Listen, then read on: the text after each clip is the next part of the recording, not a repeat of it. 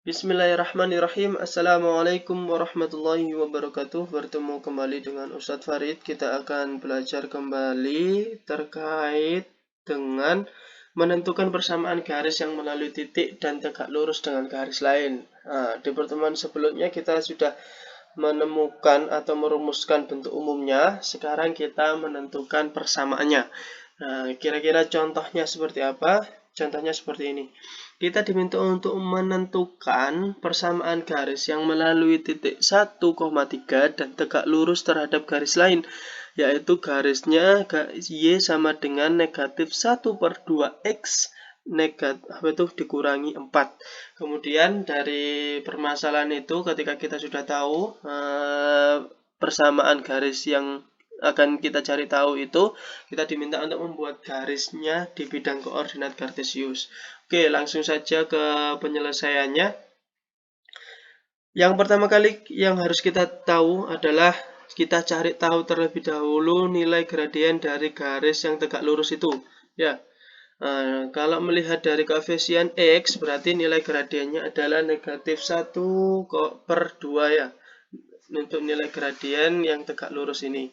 Karena dia saling tegak lurus dengan garis yang melalui titik 1,3, berarti hasil perkalian antar gradien itu adalah negatif 1. Nah, ya, ini kita dapati di pertemuan sebelum-sebelumnya, di PGL pertama, di persamaan garis lurus pertama. Bahwasanya kalau misal ada garis yang saling tegak lurus, berarti nilai gradiennya atau hasil dari perkalian antar gradiennya itu negatif 1. Dari sini kita bisa memasukkan ke salah satu nilai gradiennya, kita taruh saja untuk gradien atau gradien dari garis yang tegak lurus ini, itu kita taruh saja garis ini, garis ini adalah garis yang pertama, sehingga M1-nya itu bernilai negatif 1/2. Yang akan kita cari adalah garis yang kedua, sehingga M2-nya kita belum tahu. Nah, ini dalam rangka cari tahu kira-kira M2-nya berapa dengan M1-nya negatif 1/2.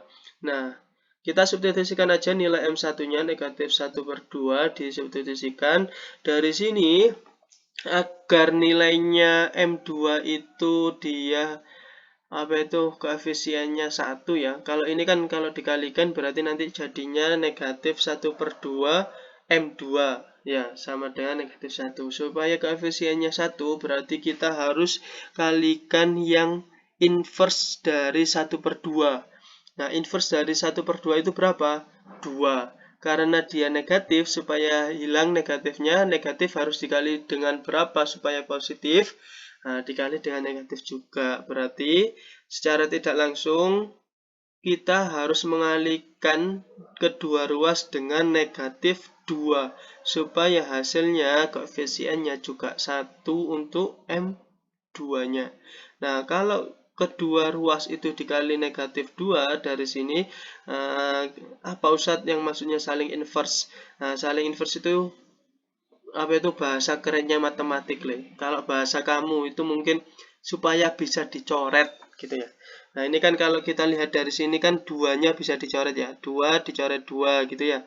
Supaya hilang jadi 1. Negatif dikali negatif jadi plus. Berarti nanti hasilnya adalah M2 ya. Koefisiennya 1 plus ya.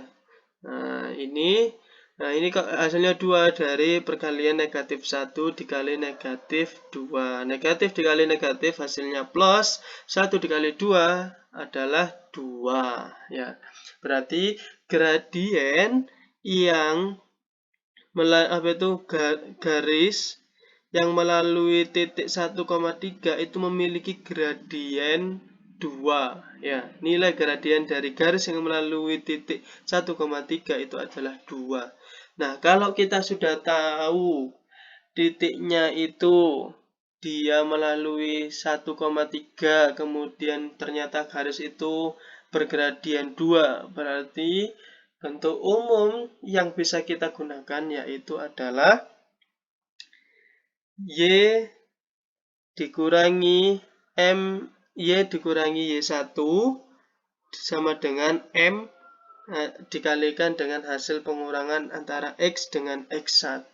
Loh, Ustadz, kok bentuk umumnya ini saja? Ya iya, selagi kita tahu apa itu dia bergradian berapa kemudian melalui salah satu titik, berarti ya cukup menggunakan ini. Kecuali nanti kalian akan mempelajari yang mana kita tidak diketahui gradiennya berapa tapi dia melalui 2 titik. Nah, itu nanti kita pelajari. Bakalan berbeda bentuk umumnya tentunya ya. Saya yakin kalian sudah merumuskan ini ya terkait dengan bentuk umum ketika persamaan garisnya itu melalui titik dan tegak lurus dengan garis lain. Sama semua, kita menggunakan bentuk umum ini. Tinggal disubstitusikan aja nilai X1, Y1, dan M-nya.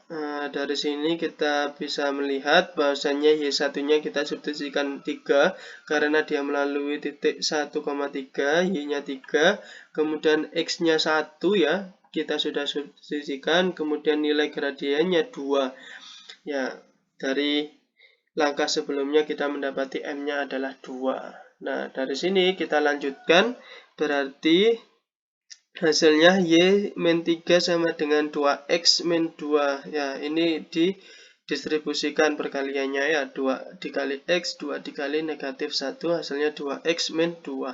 Selanjutnya supaya Y-nya itu sendirian, supaya menjadi persamaan garis lurus 1, yang bentuk umumnya Y sama dengan MX plus C, nah, kita harus pindah negatif 3 ke ruas kanan yang awalnya negatif menjadi plus, sehingga operasi untuk menyederhanakan ini, bentuk ini tinggal mengoperasikan negatif 2 ditambah 3 ya, sehingga hasilnya berarti garis yang tegak lurus dengan garis Y sama dengan negatif 1/2 X min 4 itu adalah garis dengan persamaan Y sama dengan 2X plus 1. Nah, kalau kita mau menggambar, tentunya kita membutuhkan titik lain, bukan hanya 1,3 saja. Nah, kita harus cari titik lain, mudah saja, tinggal substitusikan nilainya X itu 0, supaya memudahkan kita dalam mengoperasikan. Untuk menentukan Y-nya berapa, ketika X-nya 0, ternyata kita ketahui Y-nya sama dengan 1. Berarti kita bisa menentukan titik koordinat keduanya itu adalah 0,1. Kita sudah tahu 2 titik untuk membuat gambar garis dengan persamaan 2Y sama dengan 2X plus 1. Nah, gambarnya seperti apa? Ustadz tunjukkan. Gambarnya seperti ini ya.